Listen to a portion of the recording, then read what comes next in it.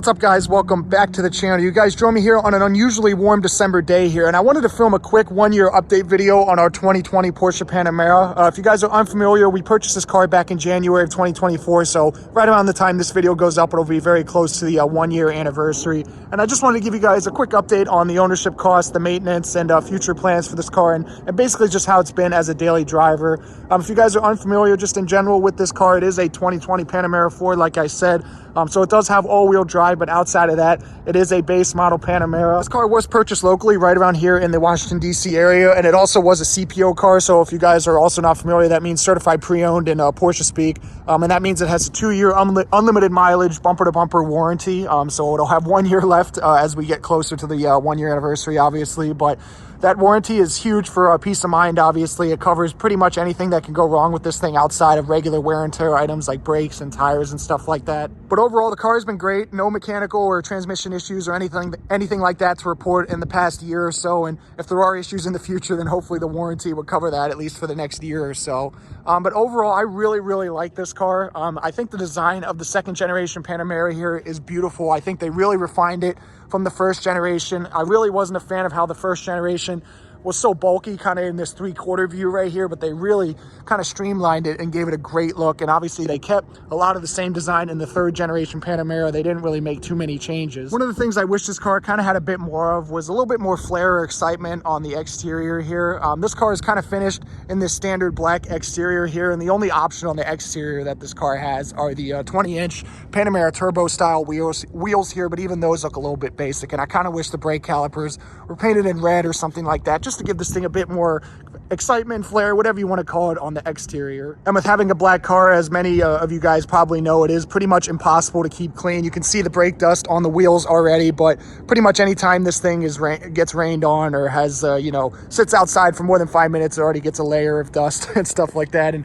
I know there are already some stone chips right here on the front of the car. Some of these were were on the car when we bought them, but some of them we've obviously picked up in the mileage here. This car doesn't really have any paint protection film or anything like that. So let's go ahead and pop the hood here on the car. This is a base model Panamera, like I said, so it's nothing crazy in terms of the in the engine department. But go ahead and lift the hood. The hood latch is very easy on this car. It's just this little kind of lever right there. But this is the 3-liter single turbo V6. The engine was co-developed between Audi and Porsche, so you'll see this car in a lot of different models from their ranges, from the S5, the S6, and stuff like that. And this car, it makes 335 horsepower, I believe. It's connected to the 8-speed dual clutch automatic transmission. But like I said a few minutes ago, there's been no real mechanical issues or anything like that. It's been a very reliable engine. There's a ton of torque on this car from the single turbo. It spools up really quickly, so it gives you a nice kind of engaging driving experience there. It's not the fastest thing in the world. I think 0 to 60 is right around, high 4 seconds or something like that.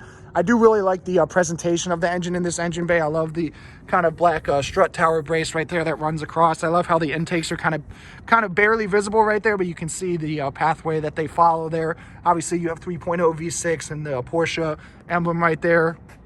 And obviously, as you guys are probably also aware, there are a ton of different options, or engine options, I should say, in the Panamera lineup. This is, like I said, the entry-level model, but there's also the 2.9-liter twin-turbo V6, and there's also, obviously, the 4-liter twin-turbo V8 that has around 500, 600 horsepower. And then there's the e-hybrid version that ramps it up from there. So if this isn't enough, there's obviously way faster variants of the car that you can choose there. So let's go ahead and hop in the car here. And I did want to show you guys, as we open the door here, this car has no kind of latches, if you will, for the door, so it has just a big magnet instead, so you can open the door and leave it pretty much anywhere you'd like and it'll hold. And I think that's a really convenient feature for getting out of the car in tight parking lots and stuff like that, especially with a car with the bigger doors such like this. But as you can see on the interior here, this car is finished in the standard black interior as well. It has the standard black leather, but it looks really good. It's held up well.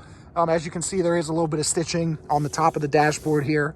This car also has kind of the standard piano black trim here. It has the Bose sound system down there, the Panamera 4 kick plates as well, if we can focus just like that. I believe these are the 14-way power seats as well. You can option them up all the way to an 18-way, but there's plenty of customization. But as we hop on the driver's seat here, you can see the beautiful Porsche 3-spoke steering wheel. I believe this came right off the 918 Spider, and it is a gorgeous wheel. Like I said, it has metal paddle shifters behind the wheel, and the trim on here is metal as well. It feels really nice. Obviously full leather stitched, and the steering wheel heating is actually this button down here. If you can see that, it's a little bit hidden. As you would probably expect with these digital displays, you do have a little bit of customization. You can go ahead and use the right scroll wheel right here to go through the various menus. Right there obviously was a trip computer. You can also put a map on the right side here. You also have a G-force display and drive distribution for the power going to the front and the rear wheels. You also have tire pressure and general vehicle status right there, like the coolant temperature, battery, and everything like that. On the left side here, it's a little bit less customization, but you still can use the scroll wheel to go through the speed limit, kind of the navigation guidance, the odometer. With the odometer, I should mention that we bought this car with around 37,000 miles on it, and right now it has 45,000, so right around 8,000 miles in a year. Obviously, with pretty much all Porsches, the ignition is on the left here. You just put your foot on the brake. It is the smart key access, so you can just flick this dial to the right.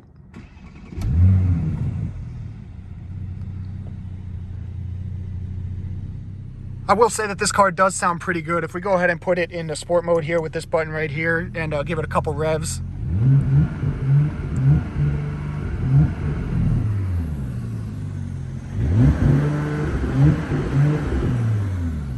Unfortunately, there is a rev limiter around 3,000 RPM in park, but it does still sound pretty good. If we go ahead and shut the door here, it sounds really premium, really solid. There's no squeaks or rattles or anything in this car over the past year. 12.3-inch, I believe, infotainment display. It does have Apple CarPlay and Android Auto, but they are a wired connection. I believe in the newer ones, it became a wireless connection. It's a pretty good system. You can see this is kind of the first generation of this new kind of icon layout that Porsche was doing. It is kind of a little bit laggy at times. If we go through the various menus, you can see it's not too bad or anything like that, but it does take a second to kind of go through various menus, and sometimes the touch response isn't the quickest. I will say though that if this car's been sitting overnight or is on a cold start or something like that, the initial boot up time is really, really long. Getting all these icons to load takes forever, and this sidebar right here also takes some time to load. But once it's up and running, like I said, it's not too bad. If we go down into the car menu here, you can see this is the drive mode selection. Right now we're in normal, but there's sport and individual. You can also defeat the start stop here and raise the spoiler. The start stop also defaults to on every time the car is started. Luckily, we put it into a shortcut here in the home menu, but sometimes if the car takes a while to load the home menu, then it does take a while to defeat the auto start stop, so that's a little bit annoying. Moving a little bit further down, if we actually go ahead and turn on the climate control, you can see that these vents are hidden until you turn the fan on, so that's pretty cool. You also have this shortcut of buttons right there, kind of similar to the side menu right there that you can use. These are not these are not physical buttons. They do have kind of haptic feedback. You can hear maybe the clicking sound as I'm going through the various menus here. And also, it's probably a little bit tough to see since we're losing some daylight here, but this piano black trim on the center console gets dirty so quickly. It's probably one of my biggest complaints on this car overall. As you can see, fingerprints, dust, everything just gets trapped on this thing. We keep a cloth to try and wipe it down almost after every drive, and it still just picks up dust so quickly. I really wish they just kind of kept the original button layout here, because these, haptic feedback and everything like that are not the easiest to use, and because there's this trim that surrounds it, it makes it really dirty as well. This is the selector for the 8-speed PDK dual clutch automatic transmission. Works pretty much as you would expect. Go ahead and push the little button on the back of the selector here and pull it back into drive. You can also put it in manual mode like so and shift it right here, or you can also use the beautiful metal paddle shifters like I showed you guys. One of the little Easter eggs here, if you go ahead and press the P button like so, it'll shift the selector over into the standard position there. But if we go ahead and put it into reverse as well, you can see there is the full reversing camera. There's no 360 camera on this car. I'm pretty sure it was an option. This car just doesn't have it. You also have the ability to clean the camera if it gets dirty back there, and also standard kind of parking sensors as well. See, this car is also optioned with the dual moonroofs, so that looks really good. Gives the interior a nice airy feel. There's obviously covers for each of them. You can go ahead and close the rear shade if you like, and then there's a hidden button right here actually to open up the sunroof right here completely. Overall, I really like the interior of the Panamera here. I think it's a nice blend of kind of digital and analog, and it feels, like I said, really solid, really well put together. The only complaint, like I said, is this kind of piano black center console area here, but overall, highly recommended. But let's go ahead and turn the car off here and check out the back seat. So the back seat of the Panamera is also very spacious. I think a kind of Easter egg of the design of this car is that the chief engineer was over 6'7". So I think he had to have been able to fit back here before the car went into production. And I will say there's a ton of leg room, ton of headroom.